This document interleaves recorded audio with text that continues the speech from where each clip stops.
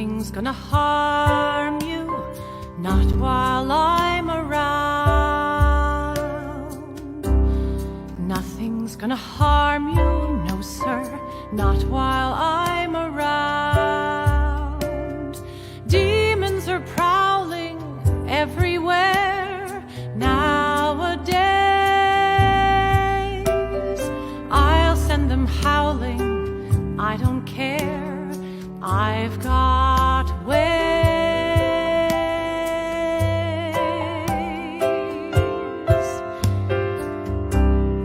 No one's gonna hurt you, no one's gonna dare. Others can desert you, not to worry, whistle, I'll be there. Demons will charm you with a smile for a while, but in time,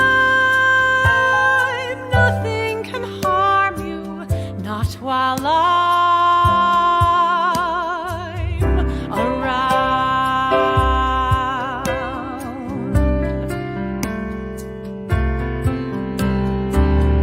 Being close and being clever ain't like being true. I don't need to, I would never hide a thing from you like some.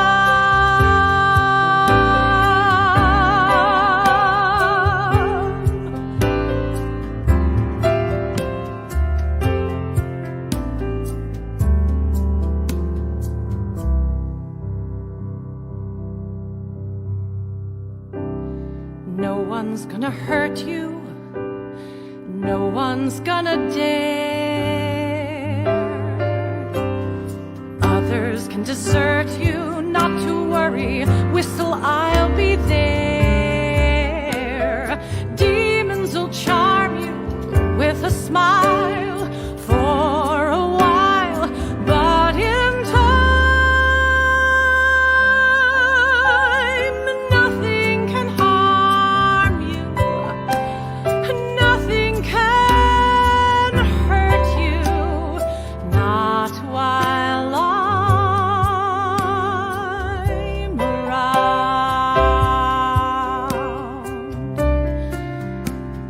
not while I'm around, not while I'm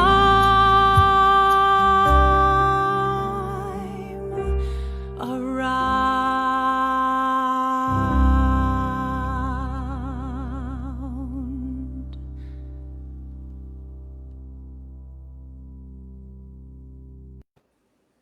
Welcome, everyone, and thank you for joining me and my two very special guests, who are two of the most celebrated interpreters of Stephen Sondheim. Please say hello to Melissa Errico and Michael Cerveris. How are you two? Hello, hello. Good. That was beautiful, Melissa. Thank you, Michael. Yeah. Thank you. So let's give a big shout out to your musical director, Ted Firth. Oh, yes. Yeah. Ted is at the piano there. We actually had Joe Bonadio on drums, which you may have worked with him in your amazing rock work and so on. He's a great rock and jazz percussionist. Yeah. And there were some other instruments there, but Ted is a magical collaborator for me. I've worked with him almost 10 years, and Rob Mathis did that arrangement, looking for a kind of sort of cosmic reinterpretation of Sondheim. My idea with the Sondheim Sublime album really wasn't like to document, the kind of work that per se bonds me and Michael, or bonded in lots of different friendly ways and artistic, but we both love Sondheim and the characters and the plays. But my job with the Sondheim Sublime album was to kind of lift those songs in my mind to something else. And that was one of the most cosmic, sort of world music, almost interpretations of that. Like the kind of bossa nova groove underneath it. Yeah, kind of meant for it to be like an anthem of protectiveness and get it away from the very specificity of the plays. I mean, I know these plays and I know what these songs are. I know where Tobias is singing that, and I know what's going on in Mrs. Lovett's story. But I also, at the time I made the Sondheim Sublime record, I was in my own personal pandemic. I had a tumor and I was going through surgeries, and I have 3 small children, and I thought to myself, as we're also humbled right now about the events of the world, and we think of our own fragility more. I've had a lot of time with the thoughts of my own fragility over the last few years, and I'm all better now. But at the time I made that record, I scrambled to express myself in the most protective and loving and sensual way I could if I needed to leave a letter behind. And that's what Sondheim Sublime is, which it's not me trying to be groovy. It's not me trying to be boring with Sondheim and think, oh, he's just a placid lake. No, actually, I think under Sondheim's agitation is a humanity and an empathy for human frailty that I wanted to capture. And yes, in my romantic, maternal, Italian, soft, whatever not that it's accused of being soft. It's not. It's more, I recognize that it's not all that Sondheim is. It's just one wing of the castle of how you can interpret him. It's just one wing, and I'm conscious it's the sublime wing. And the idea of the sublime, and then I'll shut up, the idea of the sublime comes out of art history. And I was an art history major at Yale, which is around the time I met I'm having a fangirl moment. If I look at you, Michael, I'm done. I adore you. I've known you since I was, my early 20s, right out of Yale. But I was in my, early somethings. Come on, we're not, you're a young man. I was an art history major, and I realize that. Profoundly involved in art history. I was given awards and money to travel and research. I really get it. I love the discipline of art history. And in art history, there's a movement called the Sublime, and it comes out of a British painting movement. They were consciously calling it the art of the sublime. And the concept is where beauty is mixed with terror. Yeah. It's a combination of beauty and terror. So it's not just terror, it's beauty and terror. It's beautiful things like a epic landscape, but it's so beautiful it almost hurts. Yeah. Well, it's a beautiful album. Thank you. It's one of all these profound ideas, and now that we're enduring a crisis like this, I already feel like I was prepared in a way in my heart, to count every blessing and every day. And also I turned to Sondheim. So, to have been a part of his 90th with people I revere, a hero like, for me, an artistic hero like Michael, it's every day has been a blessing since. And I'm, so that's where the album came from anyway. So. Well, before we get into Sondheim, during this hunkering down, what is a typical day like for both of you now? Probably very different. Go, Michael. Well, for me, I recognized kind of early on that having a schedule of some sort was really going to help me a lot. So I am a bit of a creature of habit anyway. So, I tend to try to wake up now at the same time, but a time that is so much earlier now than it used to be, actually. And I guess it goes one of two ways. You either wake up at noon, and because why not? Or for me, the better thing was to try to wake up at 8. And I'm in a place now where I'm out. I left New York around the end of March and found a place up in the Northern Appalachians to kind of exile myself for a while. But I'm out in a pretty rural setting. So I kind of am getting into sync with the natural world's schedule. So I get up early in the morning, earlier than I used to. I'm having the dog too. I have my dog Evangeline with me. And so, her needs and her schedule become kind of central to me. I'm sure people with kids know what that's all about. And so I'll get up. You have to walk the dog. You have to take the dog needs a very organized kind of care. Yeah, and the dog does not care how I'm feeling about whatever I have to do. I just have to do it. And that's really helpful. And it means that I get outside 3 times a day. And around here, I don't see anybody when I'm out walking. So it's all of that anxiety that I was feeling in New York. I don't have to worry so much about whether everybody agrees on social distancing or the need for masks and stuff. And then I've actually been busier than I was beforehand. I'm, making no money, but there are so many ways to to contribute. I have so many friends who are now theater teachers in various places around the country, around the world, trying to figure out ways to keep their classes engaged and involved. And so I'll get people contacting me, asking me if I'll sit in on their class or do a reading with their class or answer questions.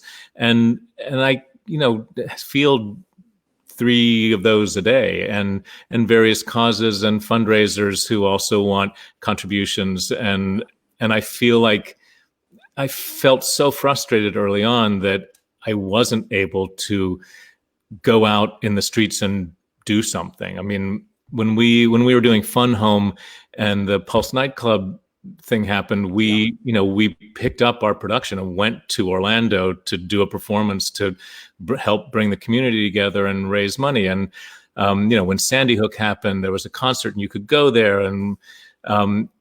And so much of the time, the way that we as theater people try to contribute is to gather people together or give people a focal point to gather and to raise money, or to actually, go build houses with Habitat for Humanity or whatever. And that's the one thing we can't do right now. And I felt it a real loss initially. And now, as I've found ways to try to do something that hopefully is meaningful for somebody, when I get asked, I really try to do that. So I spend a lot of my day doing that kind of thing. And because I'm a perfectionist, I'll not just throw the iPhone up and just send it out. I'll try to make sure the lighting's good and try to make sure the sound is good and, do different takes. And then I'm working with my band remotely too. And we're I'll put a guitar and vocal thing down and send it to them. And then the drummer will do his thing and we'll send it to the bass player. So, I'm keeping creatively engaged. I don't seem to be able to concentrate enough to write yet. I had these dreams of just being able to write all this great stuff because I'm going to have all this time, but I still find the weight of what's going on a little too heavy, and I'm still just trying to process so much of it the way everybody is. I do hope that something will come out of it eventually, but for now, even just reinterpreting other people's songs, and the Sondheim 90th birthday thing was a great opportunity to do that. I just the other day did a version of Not While I'm Around. Actually, I wrote a guitar transcription of it for Mount Sinai. Has asked a bunch of people to donate videos and little video messages to their workers and staff as a thank you. So I was working on that the last few days. So I've been intimately connected to that song. That's why I found yours so beautiful. But yeah, so that's kind of my day. And then, watching Netflix and actually making 3 meals a day, which I've never actually done before. So that's great. Melissa, what's a day like for you now, a typical day? Well, I share your awareness, Michael, that when we've had crises before, we used to be so active, about the crisis. Right. And, when Hurricane Sandy happened, I had very small children, and I was running an organization called the Bowery Babes, which had 3,000 maybe. Now it has about 5,000 families in it now. And it was a free charity that I had organized for mothers to connect. This is before there was Facebook. And when these things happened, like Hurricane Sandy, I converted my apartment into, people used to say it was the Salvation Army. We had boxes, separated socks, blankets. My kids were going to work. They were tiny, but they were folding and organizing. You could do physical stuff. And we got dads, to go down to, different areas in Staten Island, to places where they were desperate. And we were just getting phone calls because they knew we were an established charity. So I was almost like an instant social worker. And I just kind of self-appointed myself, we're going to just supply the Action Center, which is this place that we ended up getting diapers.com to give us $10,000 to send diapers to the Action Center. And all this was, so I can't do anything now, right? For the crisis. I've been told, stay home and take care of your family. So, well, of course, I do all the things you're doing too, with the PSAs and trying to sing. And obviously we raised, I actually got the number, $450,000 That's great. $450,000. Yeah. It has more than 2 million views on YouTube, which I was just telling you, if you did the math, that's 5 years on Broadway. Yeah. Sold out 8 shows a week. It's the best show we've ever done.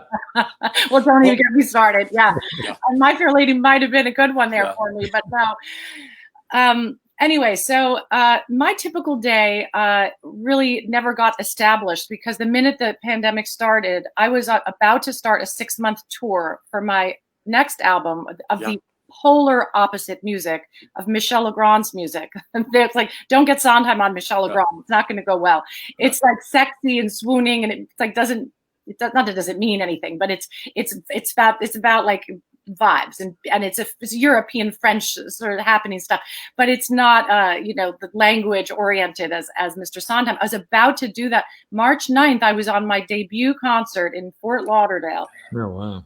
With Ted, and we were about to go 6 months to Paris, San Francisco, Las Vegas, all over California, back to London. We had the craziest 6 months coming, and March 9th, we performed for a socially distanced audience, and it was awkward, but went great. But we didn't know it was coming. We got home on March 10th. The whole world closed down on March 12th. Patrick got COVID on March 17th. Mm-hmm. So I came home. All my records are on the floor, all my gowns, all my concerts, all the posters, everything was getting canceled like that week, next week, maybe April, maybe May, we'll see. And Patrick was like, I need to talk to you. Yeah. And I said, what? And the kids were, disoriented. They were still in school because they go to public school. So the world was stopping Broadway, but my kids were going to school. And my husband says, I don't feel well. Yeah. I said, what do you mean you don't feel well? He goes, I have a fever. I haven't felt right. I know something's wrong. And I was like, okay, so there's a disease in the world. And now it's in my house. And I have 3 kids. And I'm not a Supergirl on the road with my French record. Forget it. What do I need to do to keep my husband alive? Like, this sounds crazy, but like I went overnight from being like Miss Fabulous to being like, I want to keep my husband alive.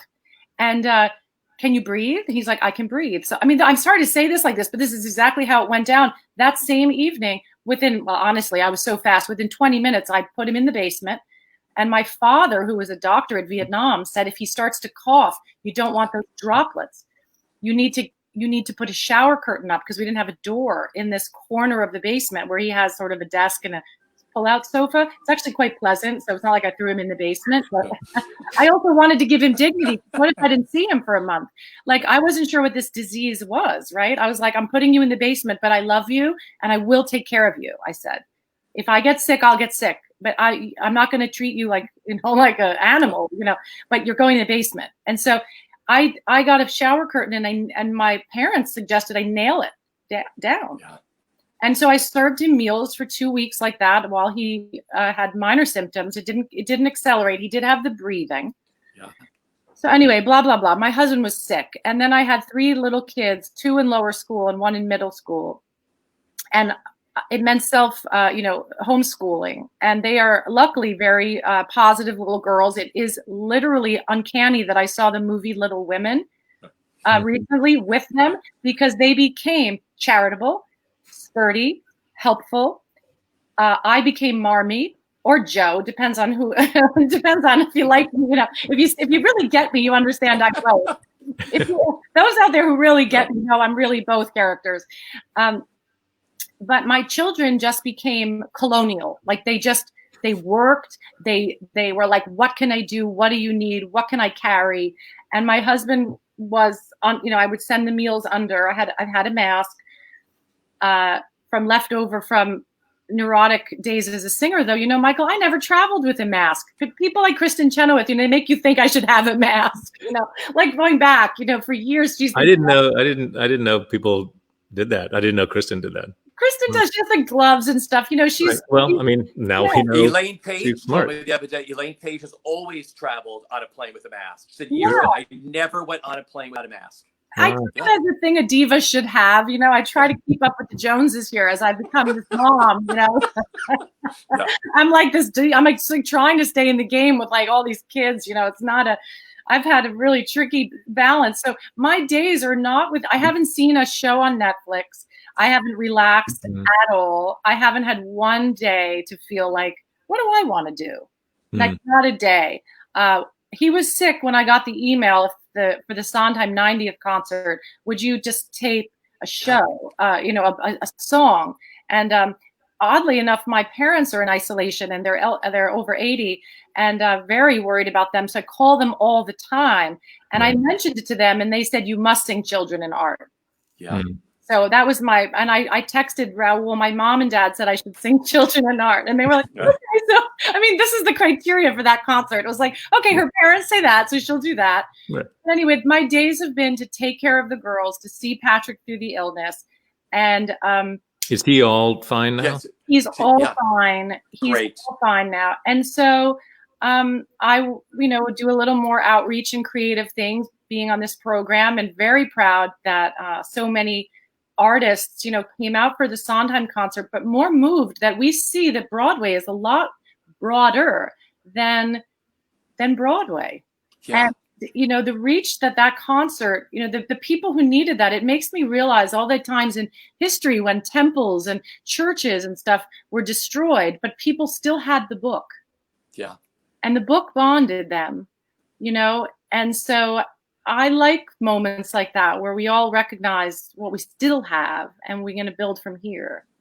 Well, let's talk about that magical night that so many people were a part of, and that the 90th birthday concert for Sondheim reached so many people around the world. It was so healing. Like I said, a big shout out to Raul Esparza of putting this whole thing together. Doing these things live is a big deal, and especially when you have so many different elements of all around the world. What made that night so special for the two of you? Go, Michael. Well, I think for me, Raul also sent a series of questions to us to sort of answer in case they needed to kind of cover some transitions and things. And there was obviously too much, and not everybody's stuff got included. I like your director's cut that's out there, by the way. Yeah. You put that on YouTube? People should know about it. Yeah, I put it on Vimeo. I haven't put it up on YouTube yet. I think it's on my Facebook page, I think. Yeah, I just included my answers to the questions just it's there. Beautiful, Michael. No, I may do one, but mine would not be like yours, where you spoke so beautifully. I was starting and my children were interrupting me. And then I would say to the camera, sorry, I'll be right back. And so people would love that.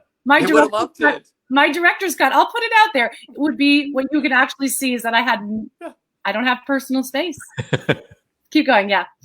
But in the process of answering those questions, and then the process of just working on the song, it just brought back to me how intimately connected my life, let alone my career, is with Stephen Sondheim's work.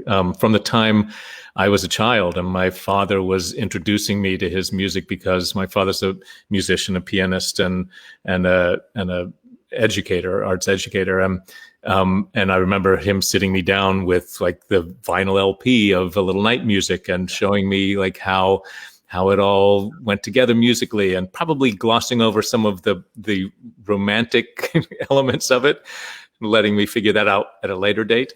But so from those days, and then the way his music, for me as for so many people, has always struck a really deep chord, and a chord that when I was younger I didn't really understand, but I just knew viscerally meant something to me. And it's the way that it happens lyrically, absolutely, but also musically and melodically. There are note phrases and passages that I can't tell you what it is they're saying, but it says something really deep to me, and I think I'm not alone in that. That's sublime. Yeah. Well, yeah, that's sublime.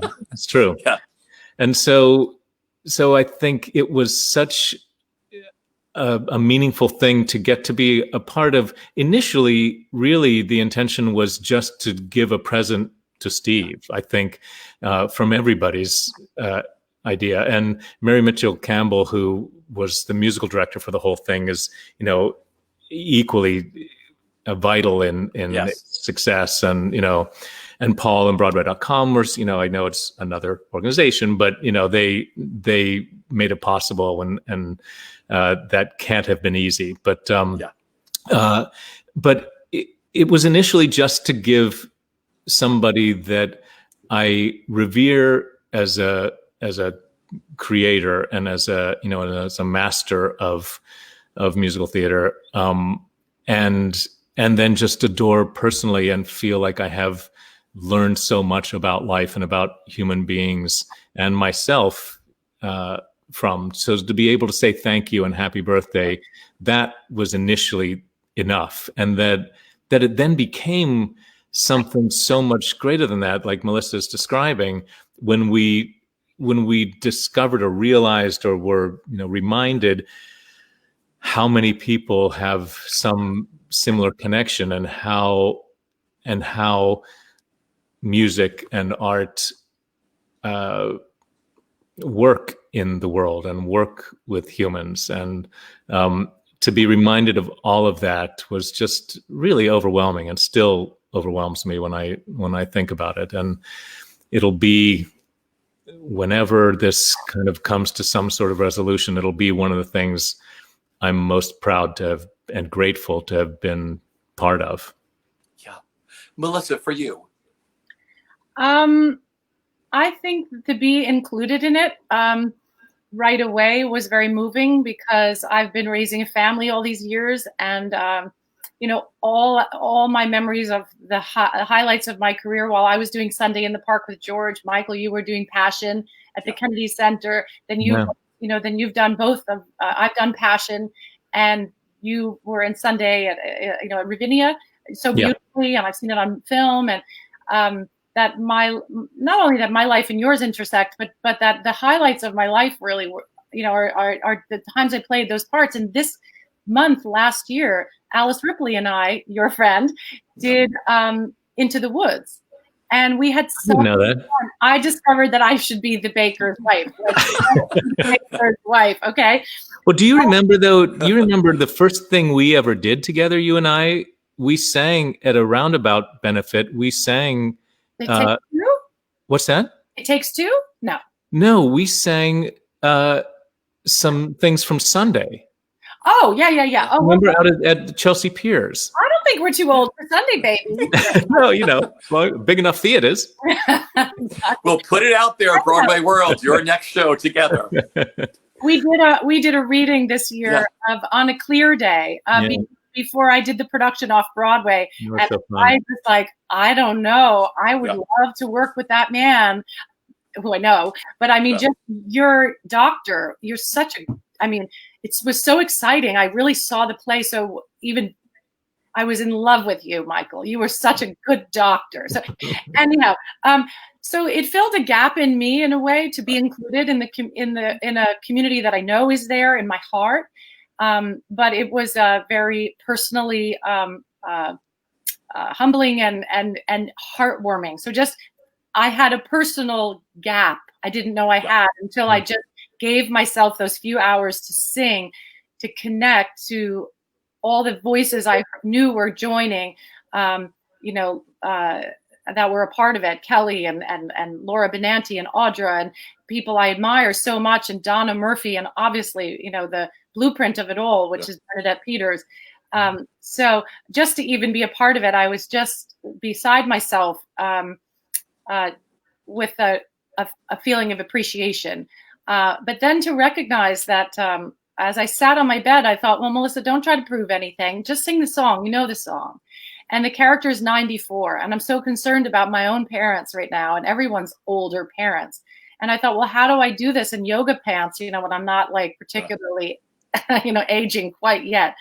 People say I'm oddly well preserved. But I do understand the, you know, the value of children in art. And I remember when as I do my concerts for Sondheim, which I do all over the place, I must have done 100 that, you know, the last couple of years.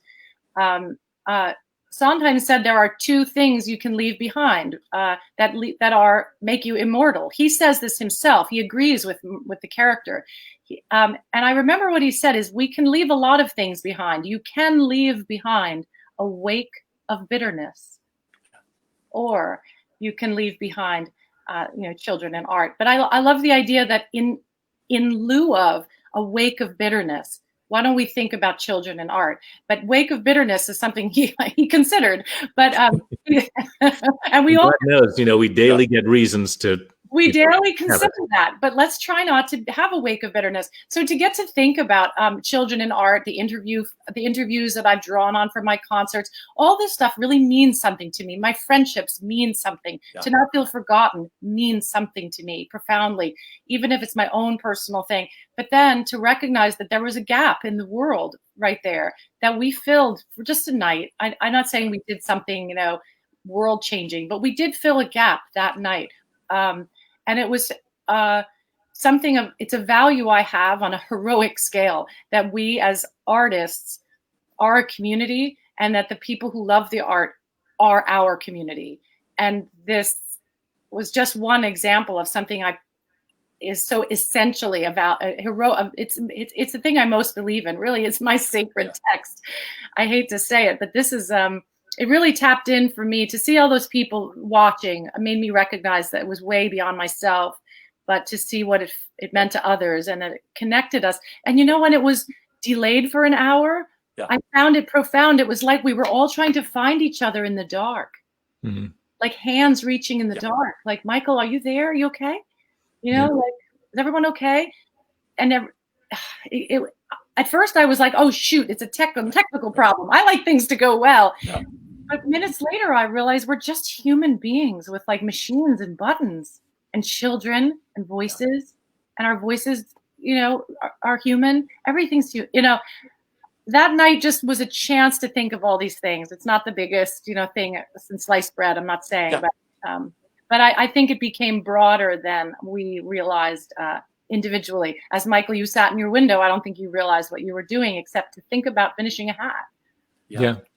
No, music is so healing during any kind of pandemic or anything you're going through emotionally, and that's the best thing. And what you all gave that night was amazing. Do you each remember the first time you met Stephen Sondheim, and what were the circumstances for each of you? Do you remember, Melissa? Do you remember yours? I do, actually. I was in a bathtub undressed, and I was at the Kennedy Center, and I was in a mode of undress because I did the color and light sequence fully naked, but I was in rehearsal in a bathtub, in Derek McLean's beautiful bathtub that he made. And Raoul and I were rehearsing color and light, and Steve came in the room, and I realized that I can't say more blush if I'm in the tub. Like, I wouldn't be doing my makeup in the water. And I just turned around. I was like, do you think you could change a couple words? That seems so about right. Meeting? Just change a few things. He did. He made it more scent. I think it was more soap, more scent, as opposed to more rouge, more something. So that's on YouTube. But that I remember the rehearsal, because I remember this kind of feeling of like, oh, hi, the guy who wrote it is here. that's youth, Mine was that same summer too. I had been in the same room with him when I auditioned unsuccessfully for the original Passion. And that was my first time ever I was doing Tommy at the time, and it was my first time ever having one of those classic chorus line auditions where you're in a darkened Broadway theater and there's like a ghost light and nothing else, and the director's out in the house, and but all I got was like a thank you from the pitch black. But my first actual meeting him was down doing Passion then at the Kennedy Center, and it was a similar sort of thing. We knew he was coming to watch the run through that day. We had done whatever cleanup stuff we were going to do in the morning, and we were on a break. And when we came back, he would be there, and we would go on. And I think there was some delay or something, so I was lounging on the bed, the plywood bed, and reading the Times and just kind of like killing time. Out of bed. John Doyle put me on the floor. Goodness gracious. Yeah. Conceptual art. I was like, Yeah. okay, I have to do all this on the floor. I'll get it done. Anyway. Yeah. I think you did just fine. Excuse me. Yeah. But so I was anxious and nervous and terrified and thrilled and all those things for a while. But after a while, as you keep waiting and waiting, you sort of forget. And so I'm just like leafing through the paper. And then when he had been in the room for like 5 or 10 minutes, just sitting in a seat at feet from my feet, and I had no idea. And I'm just like reading the paper, and then I looked up, and it was him, and I just said like, "Oh, hi," and that was kind of it. And then it was like, they were saying places and everything else. So my big moment of trying to figure out what I will say to Stephen Sondheim when I meet him for the first time, it's like, it was gone. It was like, "Oh, hi, I got to get to work." And that was it. And then at the end of that run through, he came up and gave me and Judy Kuhn and Rebecca Luker, we were all doing the show, and he gave us a big hug, and he was, floods of tears, as I learned is not uncommon with him. And it was wonderful, and I'll never forget it. But I do remember it being such a big buildup for me, thinking my whole life, will I ever meet him? Will I ever do one of his shows? And when I do, what will I say? And it turned out to be, "Oh, hi."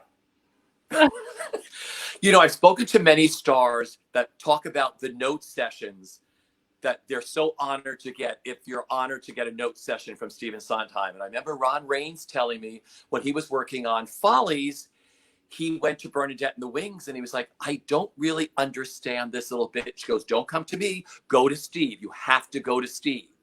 And then Sondheim was really great to Ron Raines. He gave him like 4 words that so set him on the path to where he had to be. And I was wondering, did you have those kind of note sessions at any point during working on a show with Stephen Sondheim where he gave you notes? Yeah, all the time.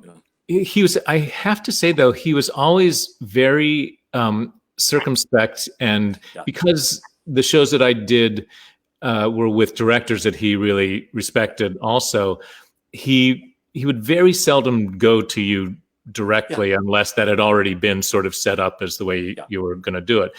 He would generally talk a lot to the directors and respect that sort of chain of command. But at a certain point, him well enough and long enough that, that he'll just sort of offer thoughts. And I remember in Sweeney, when we were rehearsing Sweeney, and by this point we were in the theater, and we were working on Little Priest, and we had a day with just Patty and me and John Doyle and Steve, and we were just going to work on it because it just wasn't quite taking off the way he wanted. And he gave one of those kinds of notes. He said, "At this point, it's like that point in the party when it's 3:00 in the morning and most of the people have gone home now, and everybody's had more than enough to drink and eat, but nobody quite wants to go home yet. But it's just starting to get to that point where just everything is hilarious and everything is funny to you and to the other person, and you just are sort of seeing how far you can push everything."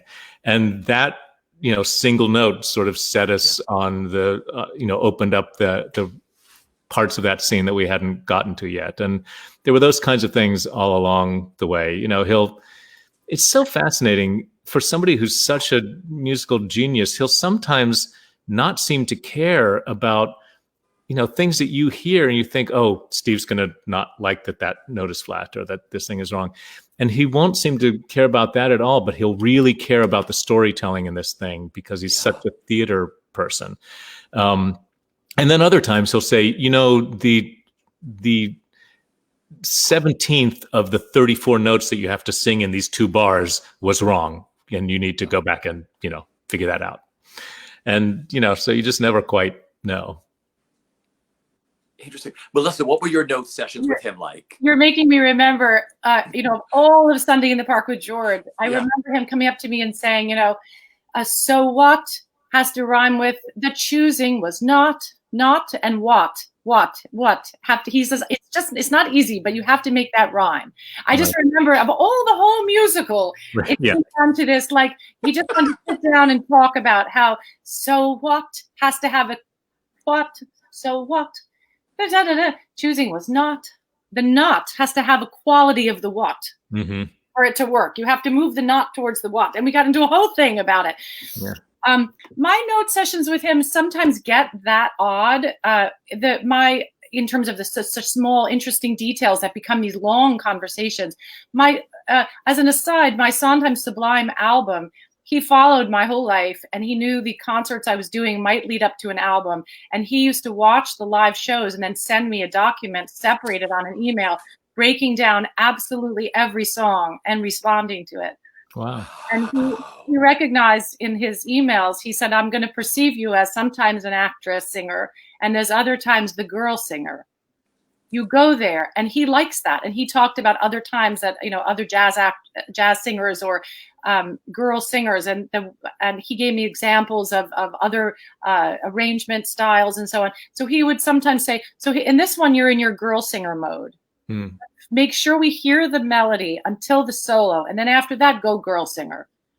That's interesting. Stuff like that. So he loosened up for me a kind of music making, which has been giving me a kind of a concert and cabaret career, because I know in my heart that I can go actress, then I go girl singer, so on. But to hear him define that for me was very liberating. That's interesting. And he loves Ted Firth. He says he wrote to me, he can do no wrong. So I was like, good. So we're on the road, so we'll be good. Right. But, another time that I had a very interesting exchange with him was during Passion. I was, on the floor having sex on the floor all the whole show. But I'm always pulling my skirt and sitting there singing these letters, and I think the sentence was it may have been aren't or. And it was didn't something. And I sang didn't, and he said, it's not didn't, it's didn't. And there's an apostrophe. And I said, but an apostrophe is essentially an absence. It's a silence. And he says, you have to sing the silence. You have to sing the caesura. You have to sing. I said, well, where do you sing the silence? In your nose? Didn't. So higher and higher, and didn't. So didn't has to sing, but you don't want to hear didn't. He has no vowel quality on it. So I said, okay, sing the silence. I hear you. And then at the Sitzprobe, there were apostrophic words everywhere. And I ended up looking at him the whole Sitzprobe, and he was going like this. We're like, yes, they were everywhere. So once I discovered that you must always sing through the nose to imply sound on a non-vowel, it became a game. Right. And so one note turned into a Sitzprobe where we winked and laughed and nerded out over punctuation. And it was to my utter delight. It was like a little secret code. I would look at him, he'd go, there's another one. Or if it was another actor who either did or didn't succeed, we were sharing you see, they're everywhere. You got to learn. Exactly. Yeah. And so those type of things, I delight in. The God is in the details is one of his aphorisms. And I share that because God is in the details, like right now I have to cook, 30 something meals a week, and I don't want to improv and make crappy meals. I actually want to learn to do it, and it's all on my Instagram. But, there's another time he did something which you'll remember, these kind of moments, Michael. I was doing Do I Hear a Waltz? And at the very middle of the second act, I guess he didn't think that I was playing such a sad middle-aged girl, like such a good, responsible girl. She's going to Italy, but she's always taking care of everyone else, and it's her turn. And it's a wonderful part in Do I Hear a Waltz? But at some point, she realizes nothing is working out for her, and I guess I had I had something going on in my performance, and he came up to me, pulled me into the wings, and said, first of all, in public, he said, "You were wonderful most of the time." I was like, okay, which is so typical of him. He says one thing, right, and then he takes it away. Right. But he pulled me into the wings, and I don't know if I should share these type of things with, they're meant really just for a whisper to me. But he said at a certain line, and if anyone wants me to tell them the exact line in Arthur Lawrence, I will. I have the script actually over there, right there. From that minute on, make sure everyone hates you, the audience, everyone. Move forward from there to make sure the audience hates you and don't stop. Hard for me, right? Because I'm always so but I did it. And the next day I gave the opposite. I gave a very different performance. So he sometimes does something that is not detail oriented. It's a sweeping idea that he didn't give me the how on that. He just said, just from that point on, make sure everyone hates you. Try. Yeah. I remember. That's terrific. Yeah. Yeah. I just remember when he came up to Judy and Rebecca and I after that rehearsal, the first thing he said was, I really appreciate how much attention and care you've given to getting every note and everything right. And he was right. I mean, we were like knocking ourselves out, and that score is fiendishly hard, but sublimely rewarding when you when you do the work to do it. But he said, and I really, thank you so much for doing that. Now forget about that. And now just, now it's yours. I appreciate that you gave me this respect and honor of caring about it that much, but now you should care a little less about that and feel like you now get to take care of it yourselves. That and then when he came up to me one other time, after I did a one night, there was a passion reunion of the original Broadway company, but Jerry Shea had left the business and wasn't performing anymore. So they asked me to fill in. So I got to have a dream come true and actually be a pretend original member of a Broadway Sondheim company. But afterwards, one of the best compliments he ever gave me was, I can't believe you're not Jewish, which I thought was like, that is the highest praise I could possibly have. Thank you. Very funny. That is terrific. You've all worked with some incredible directors, but one of the most sought after Sondheim directors, of course, is John Doyle. And I know you both worked with John separate times. I mean, I've had many conversations with Chita Rivera about she adores John Doyle. Of course, he did The Visit for her. What was it like working with John Doyle on the different projects you did, and what makes him such a wonderful director and a wonderful Sondheim director? Melissa?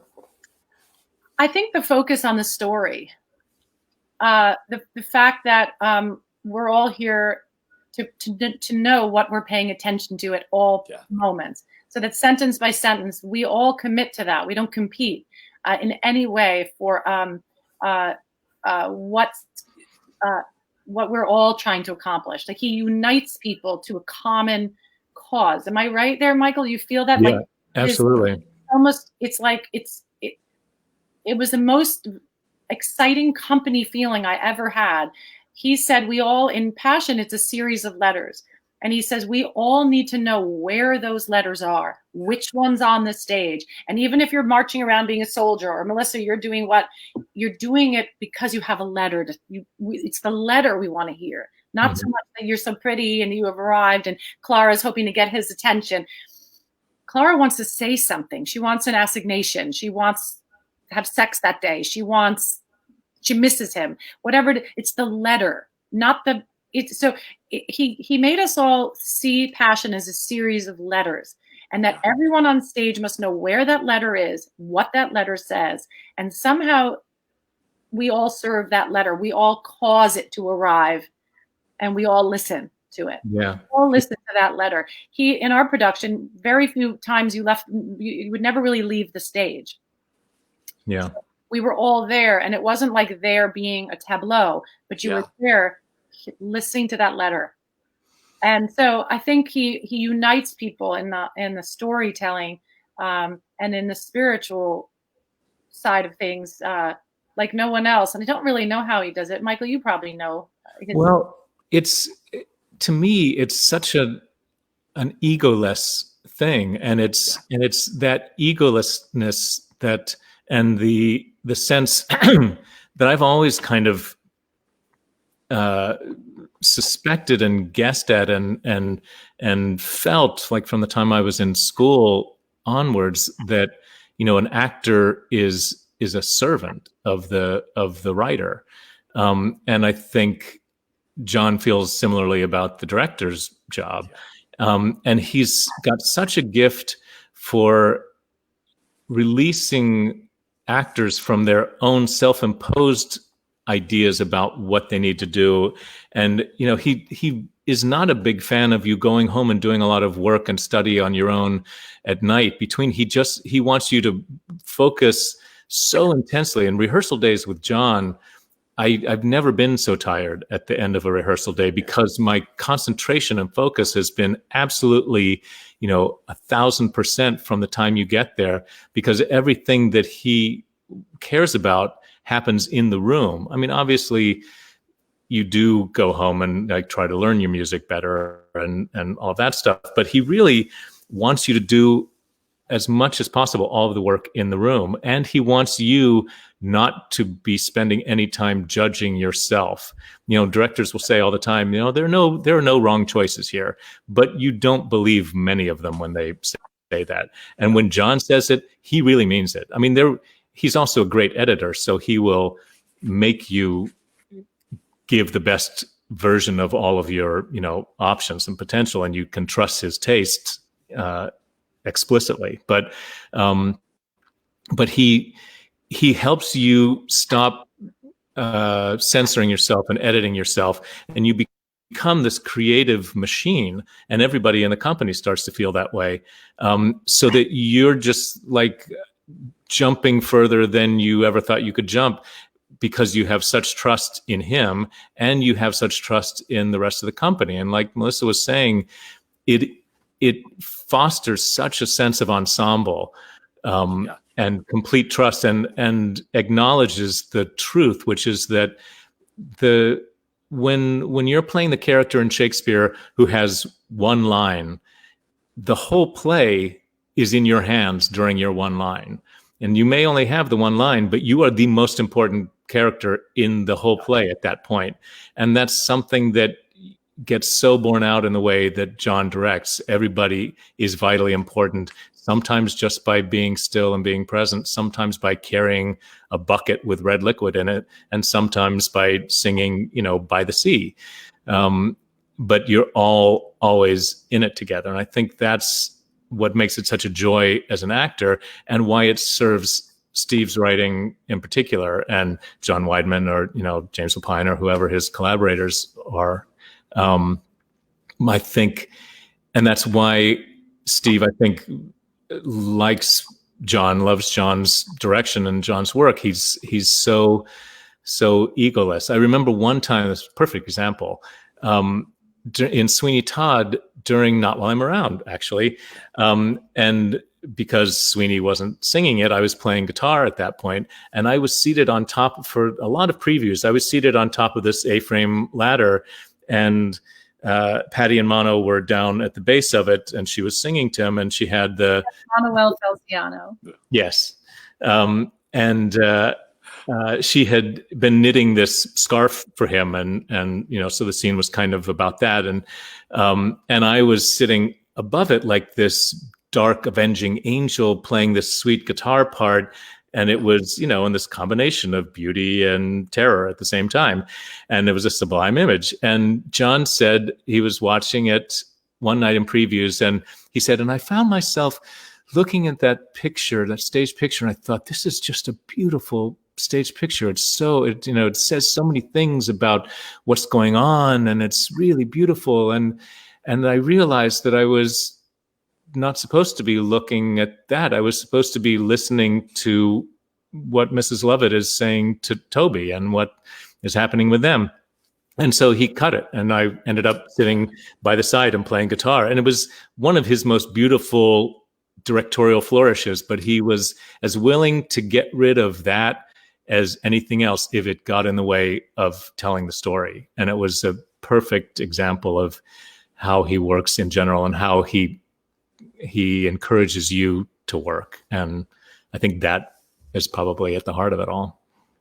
You have both tackled some of the most challenging Sondheim roles, of course, Melissa Joey Dodd and then Clara. Michael, how challenging was taking on Sweeney Todd, which is probably one of the greatest roles ever written for a male? Well, now you tell me. It was so much extra daunting for me because it had been the first Broadway show I'd ever seen. My dad and mom took the family on our first trip to New York, and it was one of the last few weeks of previews right before it opened. So we knew nothing about it other than it was a new Stephen Sondheim show. And we sat in the next to the last row of the then Uris Theater. So, Huge. Gershwin, like a couple football fields away. Yeah. And at that point, I had done community theater and some summer stock things, playing the 12th G-tar, the jet in West Side Story who only has a name to keep him straight in blocking rehearsals. And I think I was the chauffeur in My Fair Lady, actually. Oh, nice. Important. Yeah, absolutely.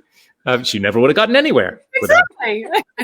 But I didn't really think, I thought if I was going to have any career in theater, it was going to be as a straight dramatic actor. And I liked going to musicals. I enjoyed listening to musicals. I just didn't see myself in them.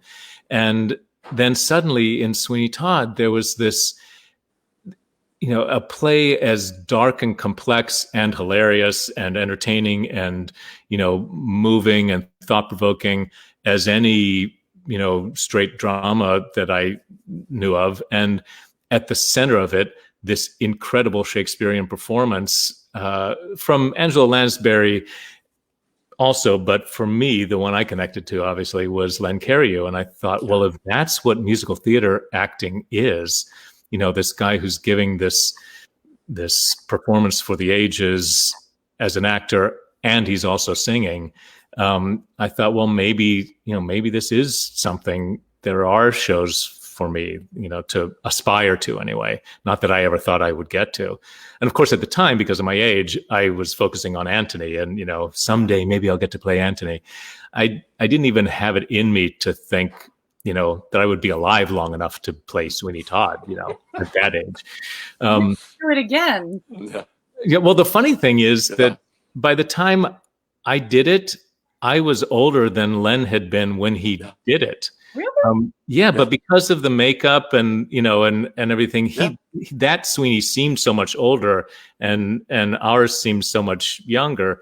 But I was actually older than he was at the time that he did it, I think. But my family adored that soundtrack, and we would listen to it in the car on road trips. And every one of my brother and sister and I and my mom and dad can recite the entire show. So when it started to, the possibility of it happening came up, and I met John, and I was really excited about the possibility of it happening, but also terrified because I thought, I have seen Sweeney Todd. I have seen the two Sweeney Todds. I've seen Len. I saw him like 3 or 4 times, and then I saw George Hearn another 3 or 4 times too. So I knew who Sweeney Todd was, and it wasn't me. And the only way it was even possible for me to do that show was because of John Doyle, and because as much as he revered that Hal's original production, as we all did, but he had no intention of doing his own Sweeney Todd. He just had the intention to do Sweeney Todd and to go back to the book and the score and do that. And he encouraged all of us to do the same thing. And the way he works eventually forces you to let go of everything you thought you knew and just find your own connection with it. And not better, not worse, not anything but yours. When we were working on Worst Pies, I remember early on, and it was the first day of working on it. And so we had like a rolling pin and flour and all the stuff that you need to do that number, you think.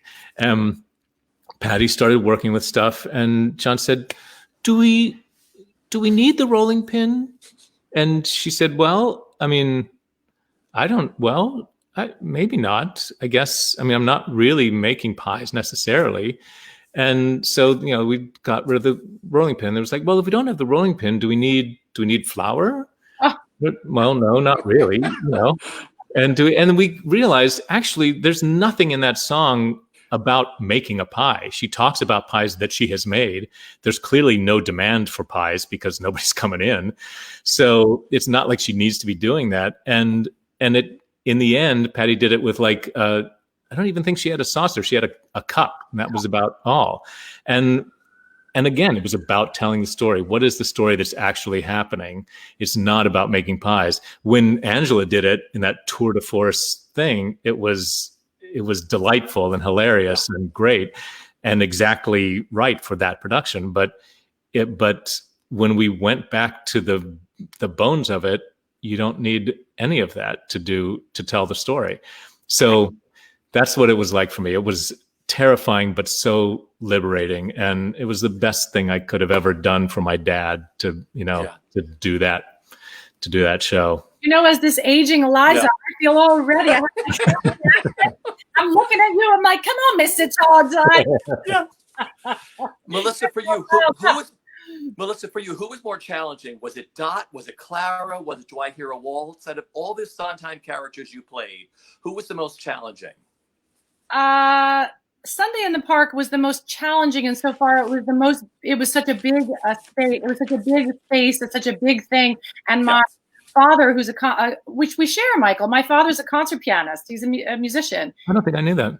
Yeah, and he's an incredible musician. And he's actually in his 80s. He plays classical piano all the time. Until recently, he was a Juilliard student. Oh, my dad studied Juilliard too. Get out, really? Yeah. So I got this kind of intense, brilliant musician father. By the way, my father's life obsession, he includes Sondheim now, but he raised me on Michel Legrand's music. Yeah. Because the Debussy and the Chopin and the Rachmaninoff, it's embedded in Michel Legrand. He was a real classical pianist, Michel. And my father brought me that. So there's all this. My father's, musicianship really haunts a lot of the things that interest me. My father told me right before Sunday in the Park, be careful. That show is hard. Yeah. He goes, you're good, but you're not that good. I remember him saying that on the phone. Thanks, Ed. You're doing that big thing. You're good, but you're not that good. I think you should get working. So 6 weeks before rehearsal, I started studying it. So just from a technical standpoint, to get every note, to understand the pauses and what the pauses mean in the character's thinking. Every pause is a sort of second guessing. George this and George that. Every time you stop, you're changing tactic, or you're hurting for a second, and it means something. It's not just don't sing there. Yeah. So there was a whole tapestry of learning that for me, that was the first time I understood that I was, thanks to my father, that I was out of my depth. And when people say Sondheim, makes me feel like I'm, really good, or Sondheim makes you feel really bad. Actually, it makes you feel, that's the, but. So I think, Dot really hit all the nerves for me of challenge and so on, but also the art history of it. And but when I became a mother, I had 2 3-year-olds and a 5-year-old at home when I did Passion. I only now realize what I was asking of myself. And that woman is living for that little room with Giorgio, and that little room is her freedom, is her sex, is her self, is her love, is her escape.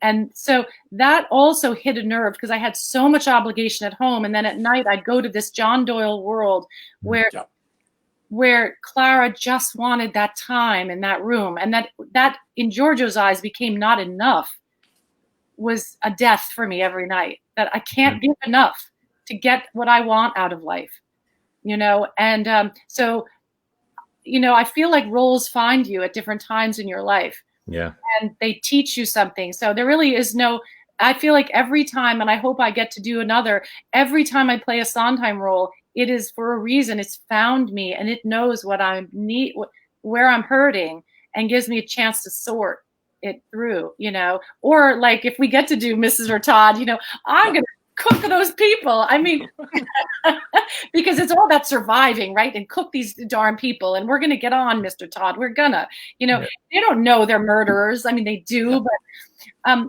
there's always something in your soul that a Sondheim musical can grab onto, you know? Well, and so often you don't realize what that is when you go, or it's something different than what you thought it was when you get in there. And then you get halfway through and you're like, why am I struggling so much with this thing? It's like, oh, because that's the thing you didn't want to look at, isn't it? And now you're going to have to. You get in those woods and you're like, that's what the woods are about. Everybody wants something. And, you know, we're in the pandemic. We're all in the woods. We're in a silent woods. We're in a socially isolated woods. What do you want? Oh, it gives me chills. And what are you going to do to get there? And if you listen to that musical right now, it's the opposite of being trapped in the forest together. We're isolated. But what are you doing? What do you want? You know, who are your witches? Who are your giants? What are the reversals that you want to see happen inside? Because it's a metaphor, right? It's a big universal metaphor for all of our woods, you know, and the sort of the human, and also the world, you know, the way that we reach each other. You know, if our Sondheim concert reached a lot of people, didn't reach everyone, but it taught us something about what we need, you know? So I think all his musicals just can get you going, you know? Yeah. I find it so interesting that from very early on in this, people have instinctively seem to be going back, and maybe it's just because they have a lot of time, so they're going like, I'm gonna finally go through all the photos on my phone and, like, you know, get rid of the ones I don't need, or I'm gonna go back to that box of actual hard copy photos that I have or whatever.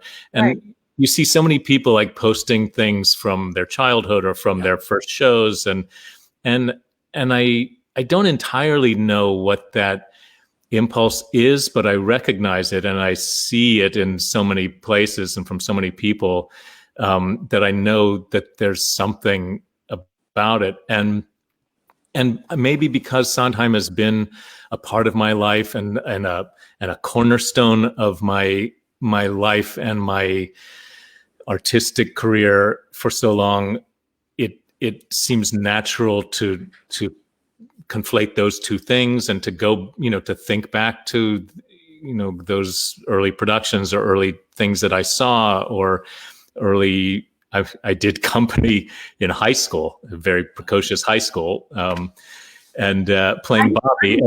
I did Spring Awakening in high school. There you go. I had never seen The Naked Man, and then I saw the whole school. and that's how you end up at Yale, you know. But I think, you know, I think there's something about Sondheim that is so archetypal, and for me, I say it often, you know, it's Shakespeare. It's, you know, it's that level of importance in the culture and in the society. And it unites us and it connects us in a very complex, vast way. And so something like that concert, which seemed to be such an innocuous kind of thing initially, that it's turned out to be such a meaningful thing for so many people, and I think will continue to be. You know, it was really interesting. You must have gotten the email too, Melissa, about the Library of Congress wanting to know about collecting some of the materials for it and preserving it and stuff. And it, you know, it very much should be a part of the record of what people did in this time. But there's something about Steve's work and in particular that just connects to, you know, the core of so many people from an audience standpoint and a performing standpoint, I think, and writing standpoint. Yeah, Yeah, well, right now it's a chance to redefine ourselves as we're, saying people are going through old pictures. They're going through their tradition, what they were, or what their values were. A lot of people are posting old Gwen Verdon videos, or look at Cheetah Rivera, do this thing on the Tonys in the '60s or whatever. We're all kind of going through our memories, and that is so into the woods. To go through your past, to go through what defines you, and we are really suffering right now in a way. And this, if we're not in those hospitals, we have an opportunity right now to redefine ourselves and to think about the theater as well. The theater was struggling before. It's a big business, but small theaters weren't. Let's say new musicals. It's not easy to get a new musical written, and so on. And now all of a sudden Broadway has stopped. What was Broadway that stopped? And what's the Broadway that we want in the future? Is there any opportunity to redefine? If everyone came around Sondheim, what does that tell us about what a lot of people want? Anyway, it's an amazing time to rethink. And Sondheim has been for me, like a sacred text that completely helps right now to think about these bigger issues. Yeah. Because I was looking back on all the Sondheim you both did. Michael, we didn't get into Assassins, because what a beautiful performance was John Wilkes Booth. And you had the reunion. I mean, how exciting was it doing that the first time around, and then going back with that incredible one night only reunion at Roundabout? It was like a dream come true, a dream that you didn't even realize that you had until it happened. And to do it, because it's not uncommon to do reunion 15th anniversary things or whatever, but we were doing it in the space on the same stage that we had done it in before. And I think that added to it even more. That was the most joyful evening, and it all came right back like a tidal wave, and everybody sounded great. Everybody looked great. It was as though no time had passed at all. There was talk for a while of doing a short run reunion of that, of the original company or everybody that we could get together. And we tried for a while to make that happen, and it didn't, for reasons I don't really know. But and then there was another talk of doing it again more recently, I think, in anticipation of political situations. But it was, doing it originally was in some ways like the most amazing acting class ever, because it's the way it's constructed. It's a lot of it's like a scene study class, and it's like, do a bunch of scenes. And so we would all be there because we were all on stage the whole time. We were all in the room. And so you would watch, two people do their scene, and you go, oh, wow, that they're really good. I'm going to have to be really good. And then you'd see another two people get up and do their scene, and they're like, oh, wow, that was really good. And now I'm really going to have to be good. And then you do your scene, and everybody else is having the same thoughts about your scenes. And, but none of it was in a competitive, a negatively competitive way. It was all in I want to be as good as everybody else is. And it was such a, supportive, bizarre bunch of people. Mario Cantone entertained us through the entire tech process by just doing stand-up. And, it was great. And it felt important to be doing something at that time, asking the country to consider itself and ask itself who it wanted to be.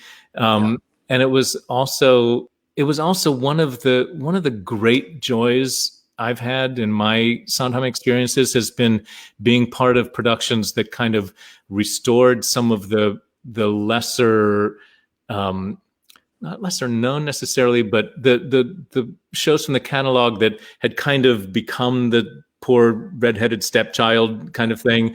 Assassins was that a bit, because it had its off-Broadway run cut short because of the Gulf War, and not making it to Broadway at that time. And so this production of it kind of brought it back to people's minds in a way, and kind of restored its rightful place in the canon.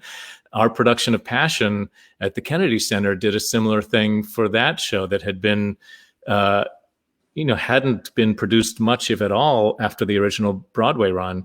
And Roadshow too, became the culmination of several incarnations, Wise Guys and Gold before that.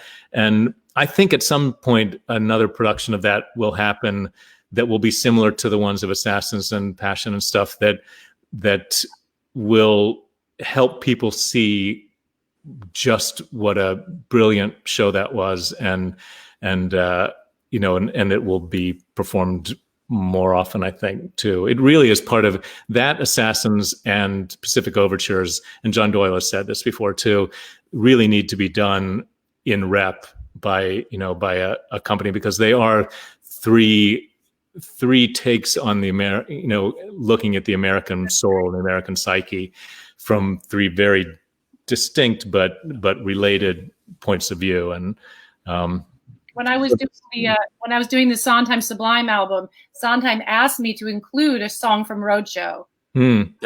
Yeah, he really believes in that show, and the song Isn't He Something? Yeah. Oh yeah. Yeah, the mother's song where she sings to the good son about how much she prefers the bad son. Right. Just very Sondheimian, to value the wrong person. Yeah. He directed me to that and asked me if I would include that. I think that's his way of saying that he feels that show needs. Yeah, it was really important to him and John, and John Doyle sort of embracing it and sitting with them and putting back together the show that they wanted to write, which I think it had maybe with passing incarnations, it had gotten further and further away from what they actually meant to write in the first place. And I think John Doyle helped them remember and get back to what they initially wanted to say. And it's something that isn't necessarily easy to hear for an audience. And when we were doing it, it was right as the financial collapse was happening, which was the last time that people wanted to hear about the evils of capitalism. Yeah. But maybe they'll have a more open ear to it now. Well, the American Dream. Sorry, one of the musicals I've done almost 5 times is a musical that's one of Sondheim's kind of. If any of the classical composers really have his respect, it's Yip Harburg. Yeah. Sort of the social consciousness, of Broadway, as they say, and someone who always examined American life and American history and American values. And I've done Finian's Rainbow like 5 times, and it's put me in that play, and in the opportunity to study Yip Harburg and read plenty about how Sondheim really likes him and really likes theater that accomplishes discussion like that. And I did one production of Finian's right through the Trump election, and the play is actually about this particular white politician, and we were extended 3 or 4 times because the play became, even in its non-Sondheimian, it was a little bit more old school, kind of a Burton Lane type of show. It's really razor smart, and so sometimes it's nice to look back at his influences as well. I think it's also Harold Prince's favorite musical. We unfortunately are out of time. I've kept you longer than I should have. I could talk to you two all day long about Sondheim, your careers, what you do for the art world. I just want to mention that this coming May 7th at 12:30 a.m., Melissa, you'll be a part of the PBS series Poetry in America, spotlighting the work of Stephen Sondheim with a discussion of a song, Finishing the Hat, from Sunday in the Park. I think it's you and Raoul and a few other people discussing that. So that's this coming Thursday night into Friday. Cool. And also check out some of the stuff that Michael's been making recently with Loose Cattle. Michael, how do they find it? Is it Cerveris? Well, for the Loose Cattle stuff, just Loose Cattle band.com. I should know this. Loose Cattle. If you search Loose Cattle on Google, you will either get us or you will get actual cattle running around. And either way, it's pretty entertaining. It's beautiful. The Walt Whitman piece is so beautiful. You're such an artist. Yeah. Whatever you type in, Michael, it all comes back to you. Believe me, I did it last night. And anybody who wants to binge watch Michael, of course, they can all watch you on season 2 of Mindhunters on Mindhunter on Netflix, and of course the new HBO series, The Plot Against America, which just started. Yeah. Like I say, and I also want to thank our audience here for joining us. And if anybody wants to donate anything, think of BroadwayCares.org, and I'll tell you why, because this is the normal 6-week period where Broadway Cares would have had their 6-week fundraising to raise over $6 million in the theaters through the Red Bucket Follies. But since all the theaters are closed, they've had to go online, and they've had the COVID-19 emergency fund online. They have raised close to $5 million, which they have given to the Actors Fund. And this has all been done online. Wow. So I think it's really, really wonderful what people do. But I want to thank you for, like I said, the other night of what you gave us for Sondheim's 90th. Music is something that heals everybody during this. Music has healed everybody through every pandemic we've ever gone through, every war, and Sondheim is up there with the best. And we're going to close out now. We open with Melissa. Well, Richie, before that, can I just really quickly say thank you to you, because we've known each other since Tommy days, and you have been a presence and a voice at the heart of every Broadway opening, every off-Broadway opening, and you've given exposure and support to so many performers. Melissa and I, are just 2 representatives of thousands, literally. And you've been the way for audiences to experience so much of the art and creativity that means so much to all of them. And it's not easy, and it looks like you're just like casually hanging out, but the hours and hours you put into it behind the scenes and all the people that you work with, it's really, these days more than ever, a vital service. And I would just like to say thank you to you on behalf of all of us. Well said. I agree.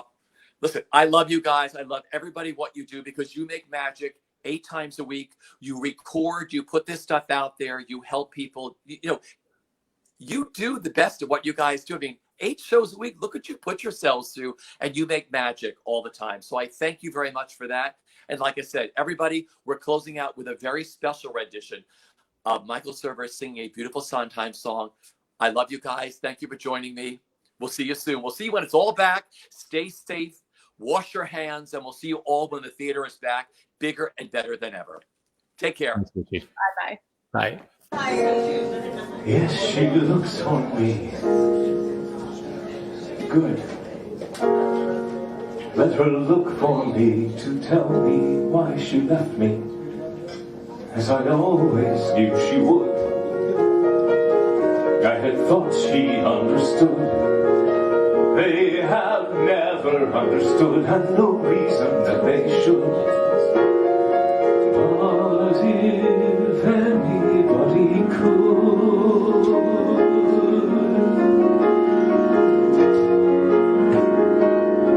finishing the hat, how you have to finish the hat, how you watch the rest of the world from a window while you finish the hat, starting on a sky. What you feel like planning a sky, what you feel when voices that come through the window go, until they distance and die, until there's nothing but sky. And how you're always turning back too late from the grass or the stick or the dog or the light, how the kind of woman willing to wait's not the kind that you want to find waiting to return you to the light, dizzy from the height, finishing the hat, starting on a hat, entering the world of the hat,